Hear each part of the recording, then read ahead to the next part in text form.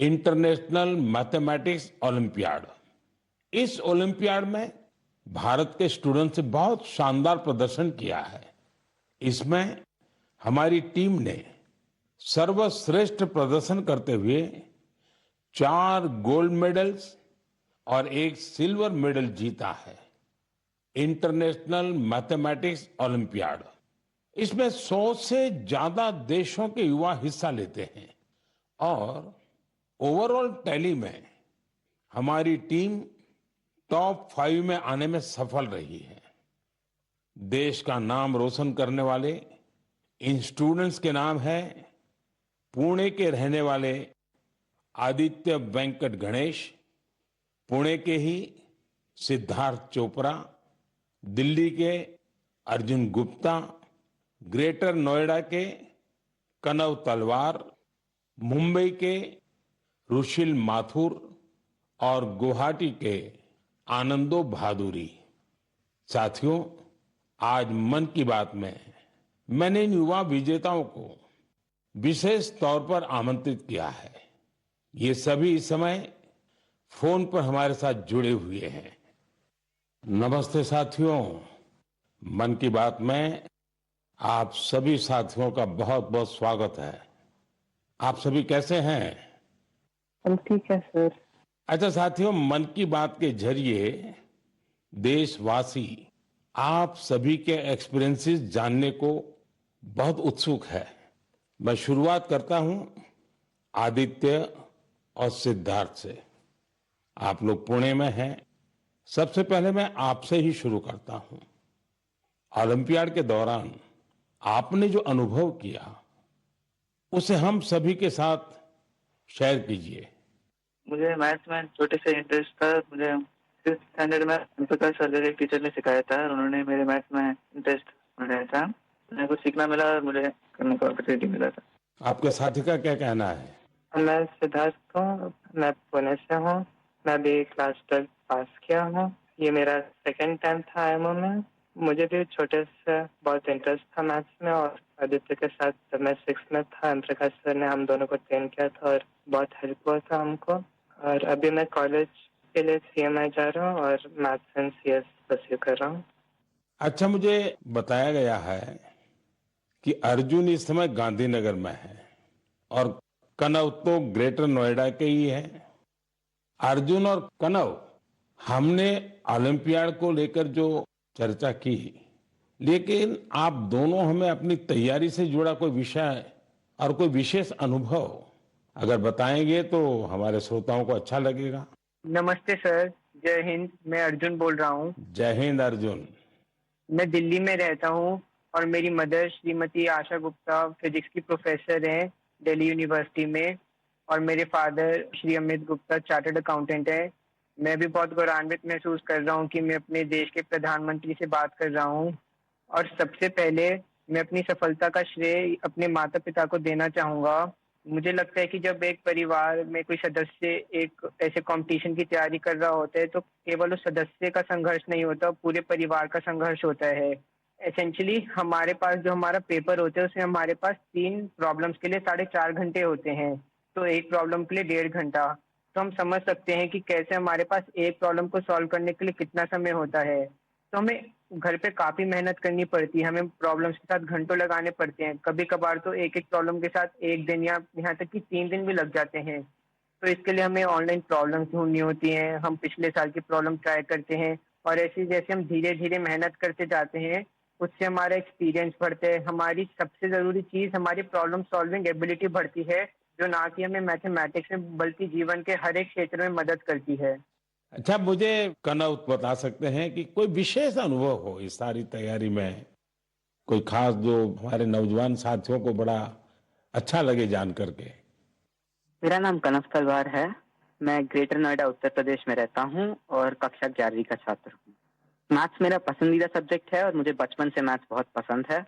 बचपन में मेरे पिता मुझे पजल्स कराते थे जिससे मेरा इंटरेस्ट बढ़ता गया। मैंने ओलंपियाड की तैयारी 7th क्लास से शुरू की थी, जिसमें मेरी सिस्टर का बहुत बड़ा योगदान है और मेरे पेरेंट्स ने भी हमेशा मुझे सपोर्ट किया। ये ओलंपियाड HPCSE कंडक्ट कराता है और ये एक 5 स्टेज प्रोसेस होता है, पिछले साल मेरा टीम में नहीं हुआ था और मैं काफी करीब था और ना होने पर बहुत दुखी था। तब मेरे पेरेंट्स ने मुझे सिखाया कि या हम जीतते हैं या हम सीखते हैं और सफर मायने रखता है, सफलता नहीं। तो मैं यही कहना चाहता हूँ कि love what you do and do what you love. सफर मायने रखता है, सफलता नहीं। और हमें सक्सेस मिलते रहेगा अगर हम अपने सब्जेक्ट से प्यार करें और जर्नी को एंजॉय करें। तो कान्हा, आप तो मैथमेटिक्स में भी इंटरेस्ट रखते हो और बोलते हैं ऐसे जैसे आपको साहित्य में भी रुचि है। जी सर, मैं बचपन में डिबेट्स और ओरेटिंग्स भी करता था। अच्छा, अब आइए हम आनंदो से बात करते हैं। आनंदो, आप अभी गुवाहाटी में हैं और आपका साथी रुशील आप मुंबई में हैं। मेरे आप दोनों से एक क्वेश्चन है। देखिए, मैं परीक्षा पे चर्चा तो करता ही रहता हूं और परीक्षा पे चर्चा के अलावा अन्य कार्यक्रमों में भी मैं स्टूडेंट से संवाद करता रहता हूं। बहुत से छात्रों को मैथ से इतना डर लगता है, नाम सुनते ही घबरा जाते हैं। आप बताइए कि मैथ से दोस्ती कैसे की जाए। सर, मैं रुशिल माथुर हूँ। जब हम छोटे होते हैं और हम पहली बार एडिशन सीखते हैं, हमें कैरी फॉरवर्ड समझाया जाता है, पर हमें कभी ये समझाया नहीं जाता कि कैरी फॉरवर्ड होता क्यों है। जब हम कंपाउंड इंटरेस्ट पढ़ते हैं, हम ये क्वेश्चन कभी नहीं पूछते कि ये कंपाउंड इंटरेस्ट का फॉर्मूला आता कहाँ से। मेरा मानना ये है कि मैथ्स एक्चुअली एक सोचने और प्रॉब्लम सॉल्विंग की एक कला है, और इसलिए मुझे ये लगता है कि अगर हम सब मैथमेटिक्स में एक नया क्वेश्चन जोड़ दें, तो ये क्वेश्चन है कि हम ये क्यों कर रहे हैं, ये ऐसे क्यों होता है। तो आई थिंक इससे मैथ्स में बहुत इंटरेस्ट बढ़ सकता है लोगों का, क्योंकि जब किसी चीज को हम समझ नहीं पाते, उससे हमें डर लगने लगता है। इसके अलावा मुझे ये भी लगता है कि मैथ्स, सब सोचते हैं, एक बहुत लॉजिकल सा सब्जेक्ट है, पर इसके अलावा मैथ्स में बहुत क्रिएटिविटी भी इम्पोर्टेंट होती है, क्योंकि क्रिएटिविटी से ही हम out of the box solution सोच पाते हैं, जो ओलंपियाड्स में बहुत यूजफुल होते हैं। और इसलिए मैथ ओलंपियाड्स का भी बहुत इम्पोर्टेंट रेलेवेंस है मैथ्स के इंटरेस्ट बढ़ाने के लिए। आनंदो, कुछ कहना चाहेंगे? नमस्ते पीएम जी, मैं आनंद खैरव गुवाहाटी से। मैं भी अभी 12वीं कक्षा पास किया हूँ। यहाँ के लोकल ओलंपियाड में 6 और 7 में करता था, वहाँ से ही हुई। ये मेरी दूसरी आईएमओ थी। दोनों आईएमओ बहुत अच्छे लगे। मैं रुशिल जो कहा उससे मैं सहमत हूँ, और मैं ये भी कहना चाहूंगा कि जिन्हें मैथ से डर है उन्हें धैर्य की बहुत जरूरत है। कि हमें मैथ जैसे पढ़ाया जाता है, क्या होता है, एक फॉर्मूला दिया जाता है, वो रटा जाता है, फिर उस फॉर्मूला से ही 100 सवाल ऐसे करने पड़ते हैं। लेकिन फॉर्मूला समझे कि नहीं वो नहीं देखा जाता, सिर्फ सवाल करते ही जाओ, फॉर्मूला भी रटा जाएगा, और फिर एग्जाम में अगर फॉर्मूला भूल गया तो क्या करेगा। इसलिए मैं कहूंगा कि फॉर्मूला को समझो, जो रुशिल कहा था, फिर धैर्य से देखो। अगर फॉर्मूला ठीक से समझे तो 100 सवाल नहीं करने पड़ेंगे, 1-2 सवाल से ही हो जाएंगे, और मैथ्स को डरना भी नहीं है। आदित्य और सिद्धार्थ, आप जब शुरू में बात कर रहे थे तब ठीक से बात हो नहीं पाई। अब इन सारे साथियों को सुनने के बाद आपको भी जरूर लगता है कि आप भी कुछ कहना चाहते होंगे। क्या आप अपने अनुभव अच्छे ढंग से शेयर कर सकते हैं? बहुत सारे दूसरे देशों से इंटरैक्ट किया था, बहुत सारे कल्चर्स थे, और बहुत अच्छा था दूसरे स्टूडेंट्स से इंटरैक्ट करने के, और बहुत सारे फेमस मैथमेटिशियंस थे। हाँ आदित्य। बहुत अच्छा एक्सपीरियंस था हमें। उधर हमें उन्होंने पार्क सिटी को घुमा के दिखाया था, उधर बहुत अच्छे अच्छे व्यूज दिखे थे और पार्क्स लेके गए थे, और हमें ऑक्सफोर्ड यूनिवर्सिटी को भी लेके गए थे, तो वो भी बहुत अच्छे अनुभव था। चलिए साथियों, मुझे बहुत अच्छा लगा आप लोगों से बात करके, और मैं आपको बहुत बहुत शुभकामनाएं देता हूं, क्योंकि मैं जानता हूं इस प्रकार के खेल के लिए काफी फोकस एक्टिविटी करनी पड़ती है, दिमाग खपा देना पड़ता है, और परिवार के लोग भी कभी कभी तंग आते हैं कि ये क्या गुणा भाग करता रहता है। लेकिन मेरी तरफ से आपको बहुत बहुत शुभकामनाएं हैं। आपने देश का मान बढ़ाया है, नाम बढ़ाया है। धन्यवाद दोस्तों। थैंक यू, धन्यवाद। Thank you. Thank you sir. जय हिंद। जय हिंद, जय हिंद। आप सभी स्टूडेंट से बात करके आनंद आ गया।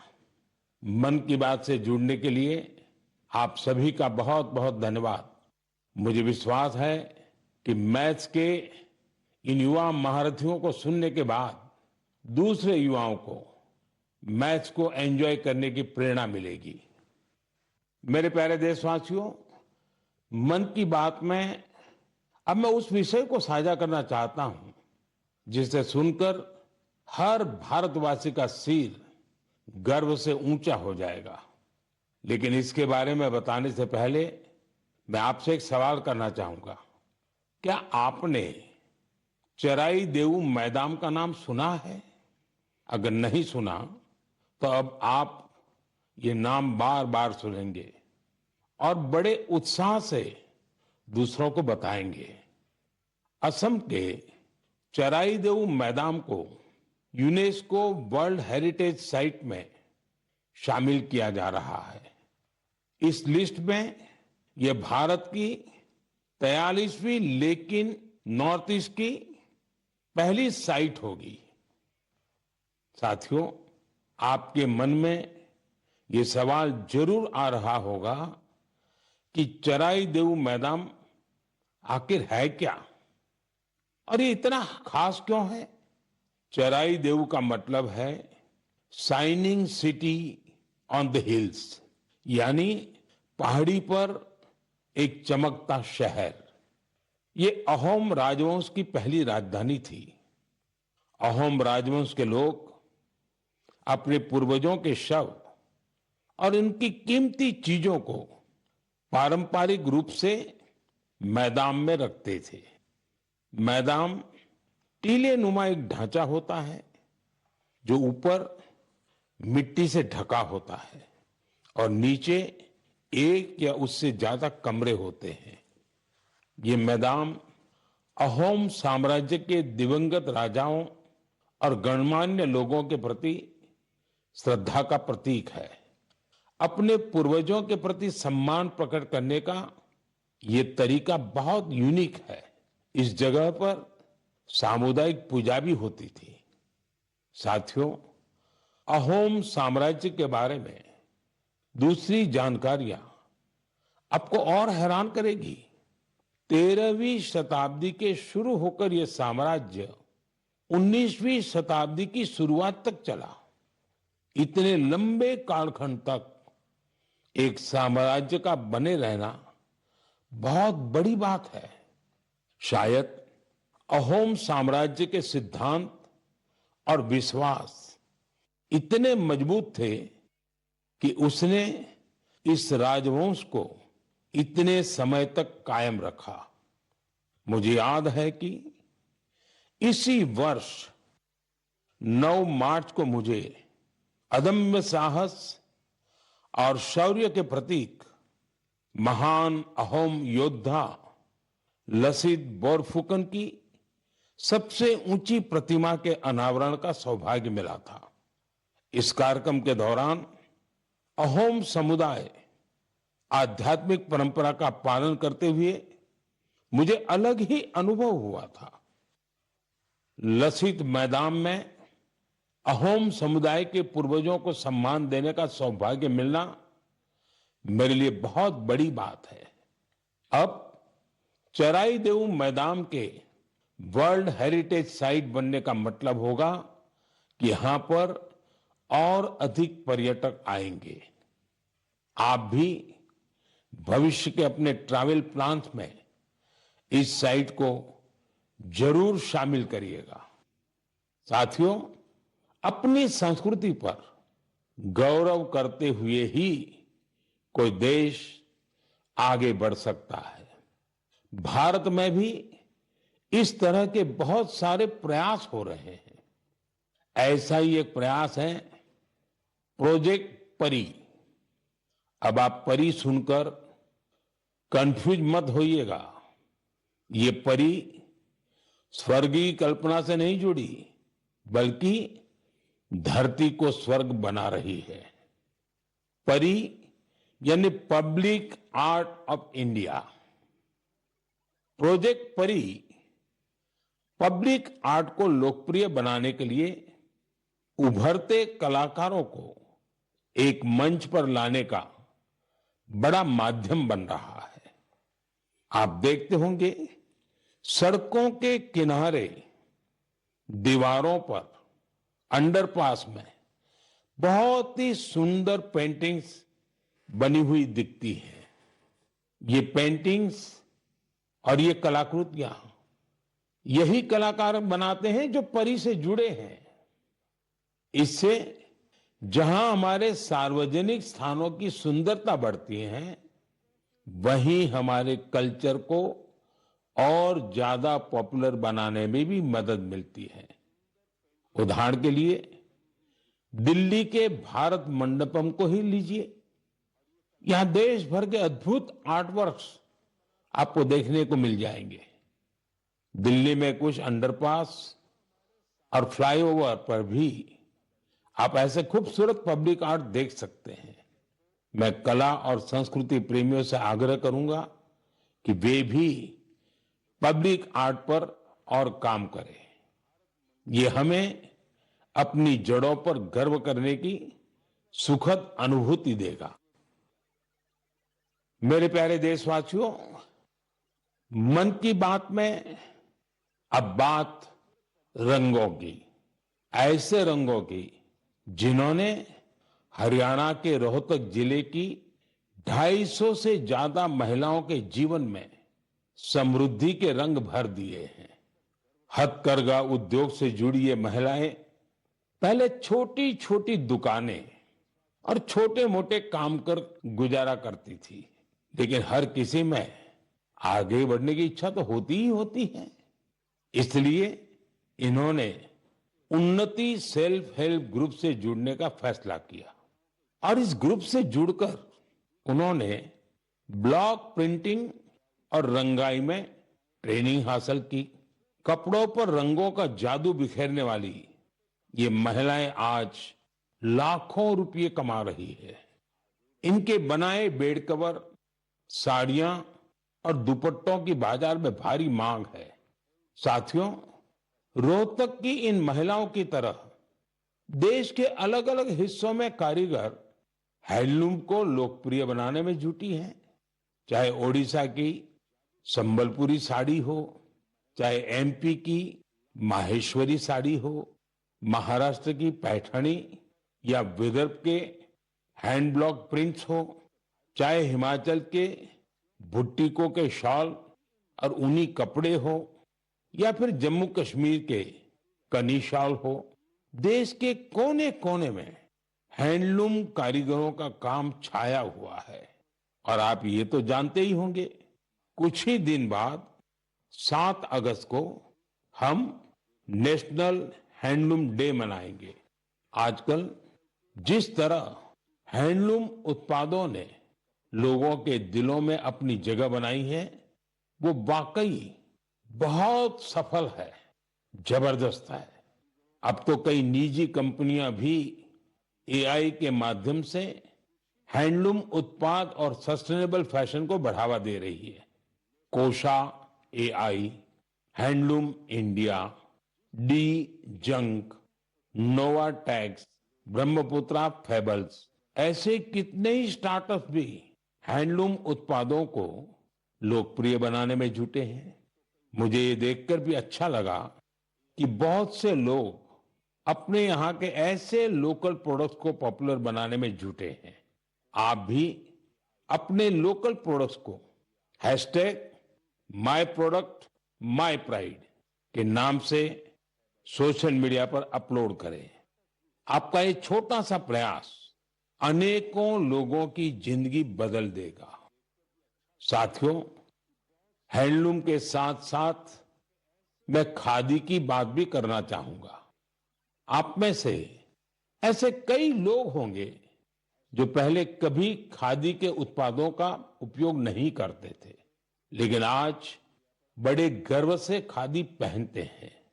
मुझे बताते हुए भी आनंद आ रहा है, खादी ग्रामोद्योग का कारोबार पहली बार 1.5 लाख करोड़ रुपए के पार पहुंच गया है।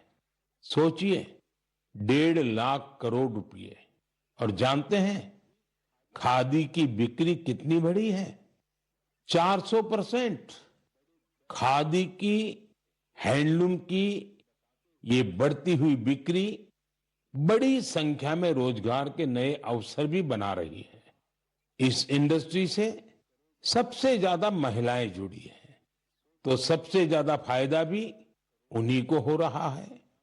मेरा तो आपसे फिर एक आग्रह है, आपके पास भांति भांति के वस्त्र होंगे और आपने अब तक खादी के वस्त्र नहीं खरीदे तो इस साल से शुरू कर लें।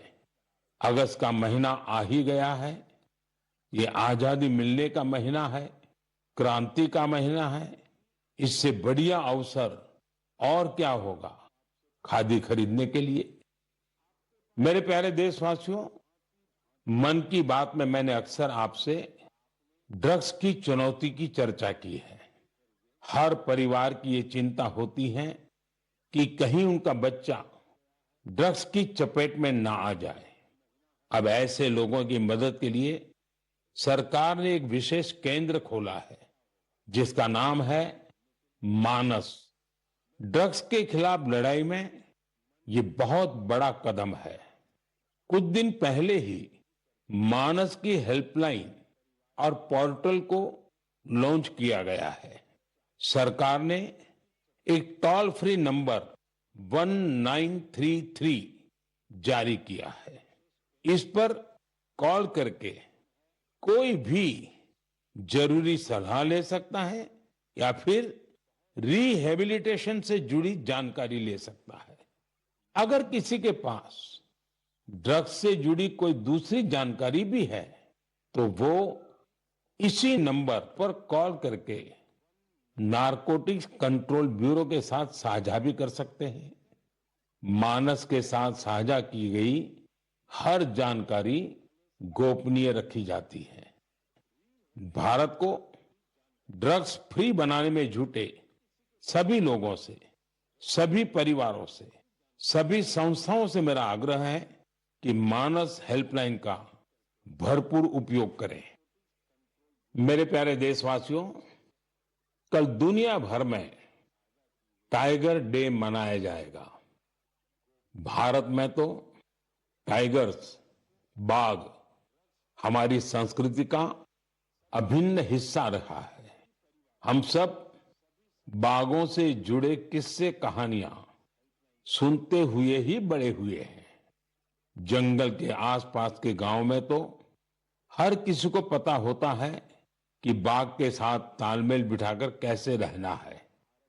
हमारे देश में ऐसे कई गांव हैं जहां इंसान और बाघ के बीच कभी टकराव की स्थिति नहीं आती, लेकिन जहां ऐसी स्थिति आती है वहां भी बाघों के संरक्षण के लिए अभूतपूर्व प्रयास हो रहे हैं।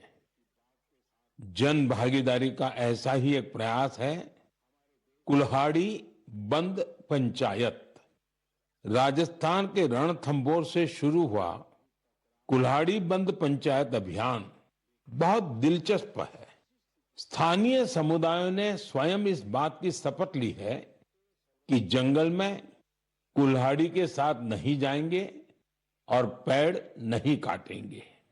इस एक फैसले से यहाँ के जंगल एक बार फिर से हरे भरे हो रहे हैं और बाघों के लिए बेहतर वातावरण तैयार हो रहा है। साथियों, महाराष्ट्र का ताडोबा अंधारी टाइगर रिजर्व बाघों के प्रमुख बसेरों में से एक है। यहाँ के स्थानीय समुदायों, विशेषकर गोंड और माना जनजाति के हमारे भाई बहनों ने इको टूरिज्म की ओर तेजी से कदम बढ़ाए हैं। उन्होंने जंगल पर अपनी निर्भरता को कम किया है ताकि यहाँ बाघों की गतिविधियां बढ़ सकें। आपको आंध्र प्रदेश में नल्ला मलाई की पहाड़ियों पर रहने वाले चेंचू जनजाति के प्रयास भी हैरान कर देंगे। उन्होंने टाइगर ट्रैकर्स के तौर पर जंगल में वन्य जीवों के मूवमेंट की हर जानकारी जमा की। इसके साथ ही वे इस क्षेत्र में अवैध गतिविधियों की निगरानी भी करते रहे हैं। इसी तरह उत्तर प्रदेश के पीलीभीत में चल रहा बाघ मित्र कार्यक्रम भी बहुत चर्चा में है। इसके तहत स्थानीय लोगों को बाघ मित्र के रूप में काम करने की ट्रेनिंग दी जाती है। ये बाघ मित्र इस बात का पूरा ध्यान रखते हैं कि बाघों और इंसानों के बीच टकराव की स्थिति न बने। देश के अलग अलग हिस्सों में इस तरह के कई प्रयास जारी हैं। मैंने यहां कुछ ही प्रयासों की चर्चा की है, लेकिन मुझे खुशी है कि जन भागीदारी बाघों के संरक्षण में बहुत काम आ रही है। ऐसे प्रयासों की वजह से ही भारत में बाघों की आबादी हर साल बढ़ रही है। आपको ये जानकर खुशी और गर्व का अनुभव होगा कि दुनिया भर में जितने बाघ हैं, उनमें से 70% बाघ हमारे देश में है। सोचिए, 70% बाघ। तभी तो हमारे देश के अलग अलग हिस्सों में कई टाइगर सेंचुरी है। साथियों, बाघ बढ़ने के साथ साथ हमारे देश में वन क्षेत्र भी तेजी से बढ़ रहा है। इसमें भी सामुदायिक प्रयासों से बड़ी सफलता मिल रही है। पिछले मन की बात कार्यक्रम में आपसे एक पेड़ मां के नाम कार्यक्रम की चर्चा की थी। मुझे खुशी है कि देश के अलग अलग हिस्सों में बड़ी संख्या में लोग इस अभियान से जुड़ रहे हैं। अभी कुछ दिन पहले स्वच्छता के लिए प्रसिद्ध इंदौर में एक शानदार कार्यक्रम हुआ। यहां एक पेड़ मां के नाम कार्यक्रम के दौरान एक ही दिन में 2 लाख से ज्यादा पौधे लगाए गए। अपनी मां के नाम पर पेड़ लगाने के इस अभियान से आप भी जरूर जुड़े और सेल्फी लेकर सोशल मीडिया पर भी पोस्ट करें। इस अभियान से जुड़कर आपको अपनी मां और धरती मां दोनों के लिए कुछ स्पेशल कर पाने का एहसास होगा। 15 अगस्त के साथ एक और अभियान जुड़ गया है, हर घर तिरंगा अभियान। पिछले कुछ वर्षों से तो पूरे देश में हर घर तिरंगा अभियान के लिए सबका जोश हाई रहता है। गरीब हो, अमीर हो, छोटा घर हो, बड़ा घर हो, हर कोई तिरंगा लहराकर गर्व का अनुभव करता है। तिरंगे के साथ सेल्फी लेकर सोशल मीडिया पर पोस्ट करने का क्रेज भी दिखता है। आपने गौर किया होगा, जब कॉलोनी या सोसाइटी के एक एक घर पर तिरंगा लहराता है तो देखते ही देखते दूसरे घरों पर भी तिरंगा दिखने लगता है। यानी हर घर तिरंगा अभियान तिरंगे की शान में एक यूनिक फेस्टिवल बन चुका है। इसे लेकर अब तो तरह तरह के इनोवेशन भी होने लगे हैं। 15 अगस्त आते आते घर में, दफ्तर में, कार में तिरंगा लगाने के लिए तरह तरह के प्रोडक्ट दिखने लगते हैं। कुछ लोग तो तिरंगा अपने दोस्तों पड़ोसियों को बांटते भी है। तिरंगे को लेकर ये उल्लास, ये उमंग हमें एक दूसरे से जोड़ती है। साथियों, पहले की तरह इस साल भी आप हर घर तिरंगा.com पर तिरंगे के साथ अपनी सेल्फी जरूर अपलोड करेंगे। और मैं आपको एक और बात याद दिलाना चाहता हूं। हर साल 15 अगस्त से पहले आप मुझे अपने ढेर सारे सुझाव भेजते हैं। आप इस साल भी मुझे अपने सुझाव जरूर भेजिए। आप माईगॉव या नमो ऐप पर भी अपने सुझाव भेज सकते हैं। मैं ज्यादा से ज्यादा सुझावों को 15 अगस्त के संबोधन में कवर करने की कोशिश करूंगा। मेरे प्यारे देशवासियों, मन की बात के इस एपिसोड में आपसे जुड़कर बहुत अच्छा लगा। अगली बार फिर मिलेंगे देश की नई उपलब्धियों के साथ, जन भागीदारी के नए प्रयासों के साथ। आप मन की बात के लिए अपने सुझाव जरूर भेजते रहें। आने वाले समय में अनेक पर्व भी आ रहे हैं। आपको सभी पर्वों की ढेर सारी शुभकामनाएं। आप अपने परिवार के साथ मिलकर त्योहारों का आनंद उठाएं। देश के लिए कुछ न कुछ नया करने की ऊर्जा निरंतर बनाए रखे। बहुत बहुत धन्यवाद। नमस्कार।